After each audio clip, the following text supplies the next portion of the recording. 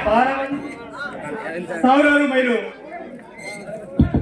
ಕಾಲ್ನಡಿಗೆಯಿಂದ ನಡೆದು ನಿನ್ನ ದರ್ಶನ ಪಡೆದ ನಾವು ಧನ್ಯ. ಅಷ್ಟೇ ಅಲ್ಲ ರೀ, ಅಲ್ರಿ ನಮ್ಮ ಹಳ್ಳಿ ಜನರಿಂದ ಶ್ರೀಶೈಲ ಮಲ್ಲಿಕಾರ್ಜುನ ಕ್ಷೇತ್ರದವರೆಗೂ ಅಬ್ಬಬ್ಬಬ್ಬಾ ಅದೇನ್ ಸೇವೆ ಅದೇನ್ ದಾಸವ ಅಂತೀರಿ. ನೋಡೋದಕ್ಕೇನೆ 2 ಕಣ್ಣು ಸಾಲದು ರೀ.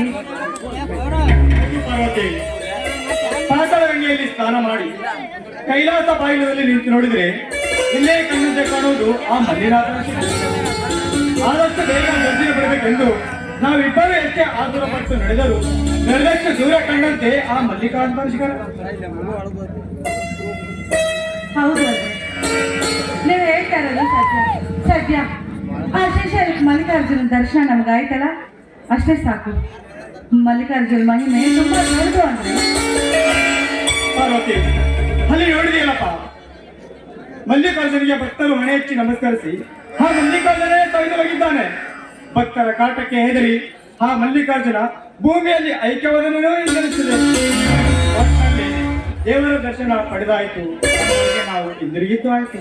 ಹಿಂದಿಗೆ ಮನೆ ಬಿಟ್ಟು 1 ತಿಂಗಳಾಯ್ತು. ಅದು ಯಾಕೆ ಯೋಚನೆ ಮಾಡ್ತೀರಾ? ನೋಡಿ, ನಾನ್ ಮನೆಯಿಂದ ಬರ್ಬೇಕಾದ್ರೆ ನಮ್ಮ ಪಕ್ಕದ ಮನೆ ಮಲ್ಲಪ್ಪಗೆ ಹೇಳಿದ್ದೆ, ನಾವು ಬರೋವರೆಗೂ ಹೊಲನ ಸ್ವಲ್ಪ ನೋಡ್ಕೋತಾ ಇರು ಅಂತ. ಹೌದು ಪಾರ್ವತಿ, ನಮ್ಮ ಹೊಲದಲ್ಲಿ ಜೋಳ ಹಲಸಾಗಿ ಬೆಳೆದು ನಿಂತೇವೆ. ನಾ ಸ್ವಲ್ಪ ಹೊಲದಲ್ಲಿ ಹೋಗಿ ಬರ್ತೀನಿ. ಅಯ್ಯೋ, ನಿಂತ್ಕೊಳ್ರಿ ಸ್ವಲ್ಪ. ಪಾರ್ವತಿ, ಮರ್ತಿದ್ದೆ. ಶ್ರೀಶೈಲದಿಂದ ಬಂದ ಕೂಡಲೇ ಕಂಬಿ ಐಡಿಶ್ ಮಾಡ್ಬೇಕು. ಅದಕ್ಕ ಮನೆಯೊಳಗೆ ತಯಾರಿ ನಡೆಸ್. ಹೌದ್ರಿ, ನಾವು ಶ್ರೀಶೈಲಕ್ಕೆ ಹೋಗ್ಬೇಕಾದ್ರೆ ಅದೇ ಮಲ್ಲಿಕಾರ್ಜುನ್ ಇದಾರಲ್ಲ, ಅವ್ರ ತಂಗಿನ ಕರ್ಕೊಂಡು ಹೋಗ್ಬೇಕ್ರಿ. ವಾಪಸ್ ನೀವು ಅಲ್ಲೇ ಬಿಟ್ಟು ಬನ್ನಿ, ಹೇಳಿದ್ರು. ಬಪ್ಪರೆ, ನಮ್ಮ ಅಪ್ಪನ ಮುದ್ದಿನ ಸೊಸೆ, ನೀ ಬಾ ಶಾಣಕಿ ಅದಿ ನೋಡು. ಯಾಕ್ರಿ? ಆಯ್ತು, ನಾವು ದರ್ಶನ ಮಾಡ್ಕೊಂಡು ಬರೋಣ. ಬರ್ಬೇಕಾದ್ರೆ ನೀವು ಕೆಲಸ ಮಾಡ್ಬೇಕು, ಅದೇ ಶಂಕರಿ ಸ್ವಾಮಿಗಳನ್ನ ಕರ್ಕೊಂಡ್ ಬರ್ಬೇಕು. ಆಯ್ತು, ಕರ್ಕೊಂಡ್ ಬರ್ತೀನಿ. ನಡಿ ಮನೆಗೆ. ಸರಿ.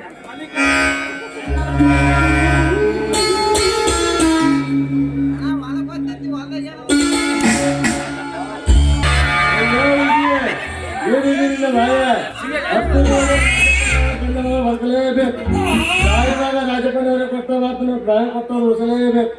ಅಯ್ಯೋ, ಯಾರಿದ್ರಿ? ದಯವಿಟ್ಟು ಕಾಪಾಡಿ. ಹೇಗಾಯ್ತು? ಸತ್ಯ ನೀನು? ಹೌದು ಶಿವಪ್ಪ, ನೀವು ಡೆಲಿವರಿ ಸತ್ಯ. ದಯವಿಟ್ಟು ಕಂದ ಮಾಡು, ಬೇಗಾದ್ರೆ ಮಾಡಿ ರಕ್ಷಿಸಿ. ಕಾಲಿ ಬೀದಿ ಬೇಡ್ಕೊಳ್ತೇನೆ. ಯಾರ ಸತ್ಯ ಈ ಮಕ್ಕಳು?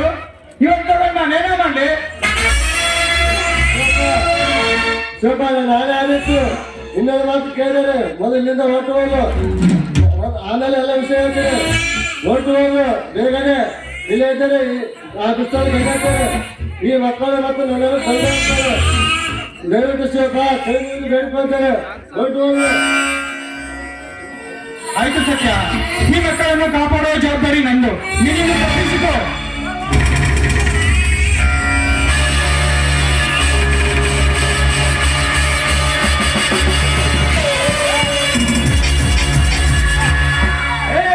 ಸತ್ಯ, ಎಲ್ಲಿಟ್ಟೆ ಮಕ್ಕಳದು?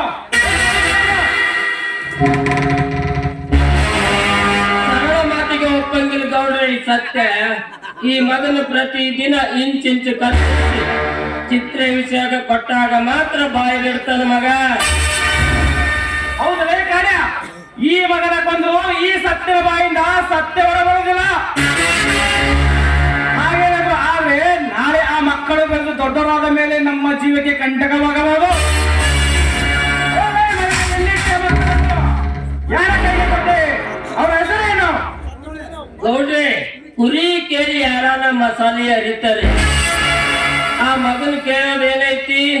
ಕತ್ತಲು ಕೋಣ್ಯಾಗ ಸಾಯೋ ತನಕ ಕೊಳಿಲಿ, ಅಲ್ಲೇ ಕಟ್ಟಿ ಹಾಕಿ ಬಿಡೋಣ.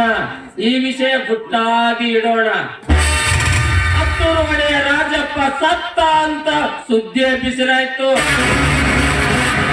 ಸತ್ಯ ಮತ್ತು ಅವನ ಮಕ್ಕಳು ಎಣ ಒಳಯಾಗಿ ಬಿದ್ದು ನಾಪತ್ತೆ ಆಗವಂತ ಸುದ್ದಿ ಬಿಸಿರಾಯ್ತು.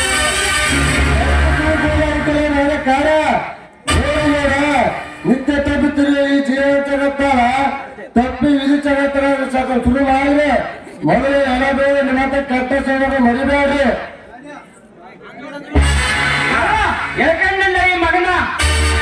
ಇನ್ನು ಮುಂದೆ ಹಸ್ತಿನಾಪುರಕ್ಕೆ ನಾಳೆ 10 ಒಡೆಯ.